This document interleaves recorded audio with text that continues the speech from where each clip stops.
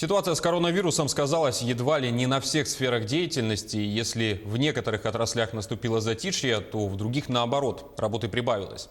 Какие процессы сейчас происходят на рынке труда Якутии и какие меры поддержки будут оказаны тем, кто остался без работы? Об этом поговорим с председателем Государственного комитета Якутии по занятости населения Степаном Москвитиным. Степан Иванович, здравствуйте. Здравствуйте. Степан Иванович, какие сферы оказались наиболее уязвимыми в нынешний период, в период пандемии коронавируса? Это общеизвестно. Наиболее серьезно, конечно, пострадает, наверное, еще впереди сфера малого и среднего предпринимательства. Те виды деятельности, которые связаны с общепитом, с авиаперевозками, с торговлей, товарами первой необходимости, с гостиничным хозяйством и так далее, и так далее. Но, тем не менее, надо иметь в виду, что, безусловно, это скажется и на крупных предприятиях, на горнодобывающей отрасли, в целом, транспорте и так далее. На сегодняшний день мы ситуацию на рынке труда ведем, мониторим в ежедневном режиме. А какую поддержку окажет государство тем организациям, на которых больше всего негативно повлияло введение ограничительных мер? Да, вот буквально вчера глава Республики Саха-Якутия Арсений Сергеевич Николаев подписал утвердил указ о плане первоочередных мероприятий по обеспечению устойчивого развития экономики в этот период кризиса. Здесь очень большое внимание как раз-таки уделено вопросам занятости населения, занятости именно работников предприятий, которые будут находиться либо под риском увольнения, либо этих работников направят вынужденные отпуска по вине, по этой ситуации, если работники будут находиться в простое. Здесь мы предусматриваем комплекс мероприятий, таких как временная занятость, суть которого заключается в том, чтобы помочь работодателю в выплате заработной платы в размере минимального размера оплаты труда. Такие мероприятия, как если, допустим, работодатель принимает на работу работника, уволенного из другой организации, тоже такое мероприятие существует. Здесь мы тоже помогаем поддержки по заработной плате в размере МРОТ. Но это все меры у нас пока рассчитаны сроком на 3 месяца. Такое мероприятие, как переезд, переселение, если у человека возникла работа где-то в другой местности, так мы тоже такую оказываем поддержку в плане на транспортные расходы, на первичные устройства и ряд других мероприятий. Также, конечно, сегодня в связи с тем, что иностранная рабочая сила у нас отбывает в целом по Российской Федерации, у нас в республике строительные и дорожные комплексы, они испытывают нехватку. В этом плане тоже принимаем ряд мер с точки зрения и развития студенческих отрядов, на их поддержание, с точки зрения доплаты, заработной платы именно молодежи, их стажировки. Это могут быть не только молодежь, но и люди, которые в основном в сельской местности. Такие мероприятия, как опережающее профессиональное обучение граждан и ряд других мероприятий, которые сегодня мы готовим. В целом надо сказать, что по Российской Федерации также готовятся такие мероприятия. Выделяются из средств федерального бюджета на эти мероприятия средства. Сегодня с этими работодателями, которые как раз-таки испытывают сложности, есть у них работники, находящиеся под риском увольнения, мы ведем аналитическую работу, и эта программа в течение этого месяца она будет подготовлена и утверждена соответственно с решением правительства Республики Саха-Якутия. Вот как раз для поддержки граждан, вынужденно оставшихся без работы из-за нынешней ситуации, президент страны поручил повысить максимальный размер пособия по безработице. Как изменился размер этого пособия, в частности, у нас в регионе?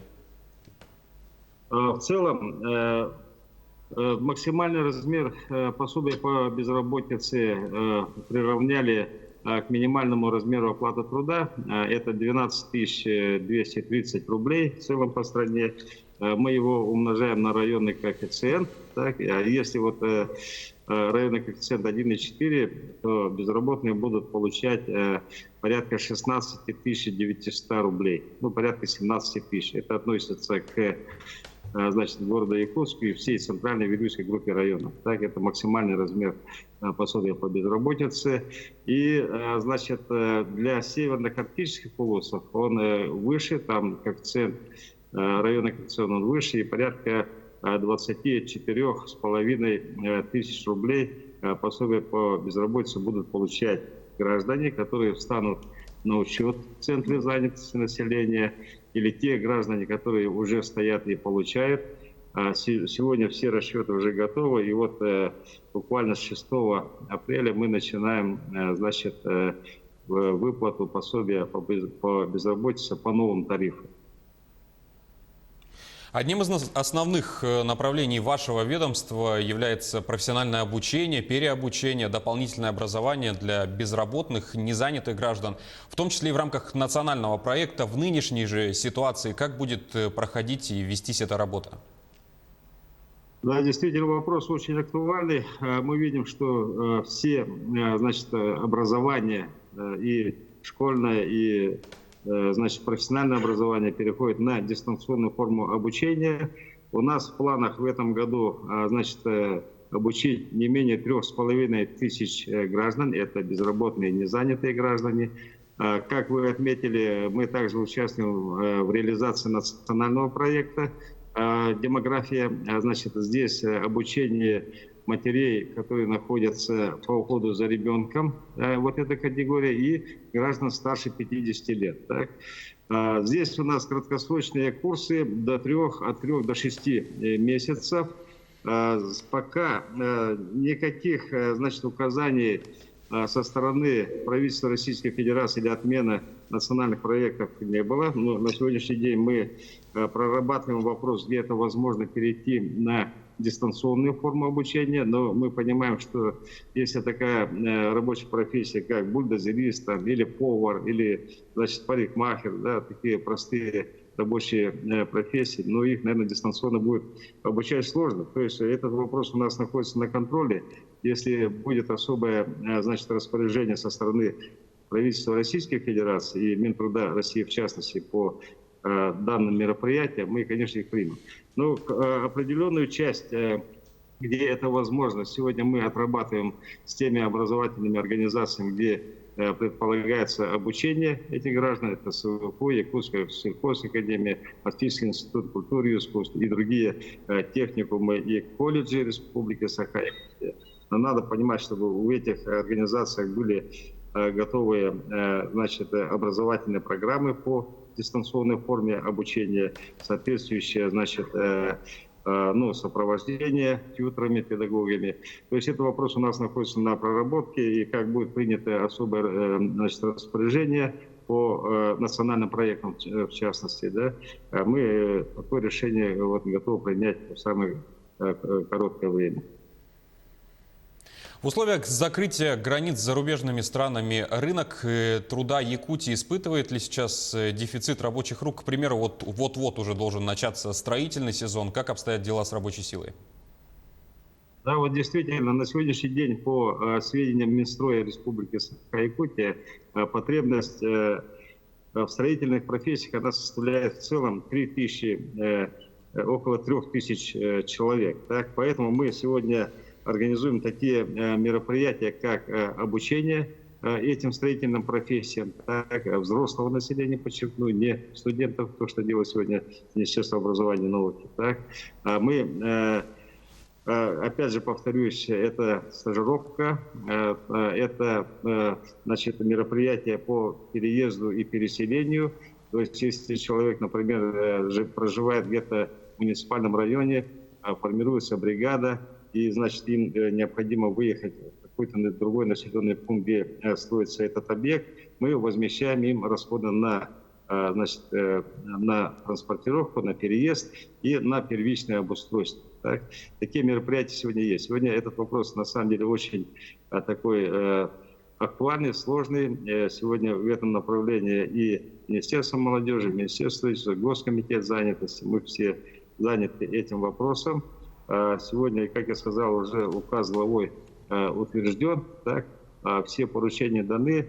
Я думаю, что общими усилиями мы эту проблему, которая сегодня возникла, да, решим. Сегодня, да, отмечается отток, значит, иностранной рабочей силы. В целом порядка 6 тысяч человек уже выехало, поэтому дефицит рабочих рук действительно он, значит, налицо. Поэтому эта проблема известная, мы этой проблемой плотно занимаемся. А как в нынешней ситуации в данный период работают центры занятости и как граждане в период самоизоляции могут туда обратиться? Да, это вот самый такой актуальный вопрос. Сегодня все мы перешли на удаленный режим работы. Буквально на днях запустили новый интерактивный портал. Он называется «Работа в Якутии». Так, любой гражданин, который, значит, нуждается в услугах службы занятости по поисковику, он может зайти на этот портал «Работа в Якутии», организовать свой личный кабинет. Так, все там очень просто и доступно. Есть, значит, колоночка, где он ознакомится с теми документами, которые необходимо, значит, в электронном виде, опять же, ему представить. Это паспорт, трудовая книжка, документ об образовании и справка о заработной плате за последние 3 месяца. 4 документа он должен представить. В тот же день или через день все документы будут приняты. Если человек, значит, подает заявление с целью получения пособия по безработице, то в течение 10 дней по этим правилам, значит, предоставляется вакансия, на которую он может претендовать и быть трудоустроен. Так, на 11-й день, если бы этого на 11-й день ему уже, значит, предоставляется пособие по безработице. Пособие по безработице оплачивается. Там необходимо указать, значит, свою банковскую карточку и куда будут начисляться это пособие. Но напомню, что размер пособия в связи с поручением президента Российской Федерации, он в целом повысился на 51%. И сегодня для Центральной Якутии он составляет в среднем 17 тысяч рублей, центральная Вилюйская группа улусов, а для арктических северных 24 тысячи рублей. Степан Иванович, благодарим вас за беседу. Спасибо, что уделили время и ответили на наши вопросы. Спасибо вам. Влияние пандемии на рынок труда мы обсудили с председателем Государственного комитета Якутии по занятости населения Степаном Москвитиным. Это было актуальное интервью. Оставайтесь с нами.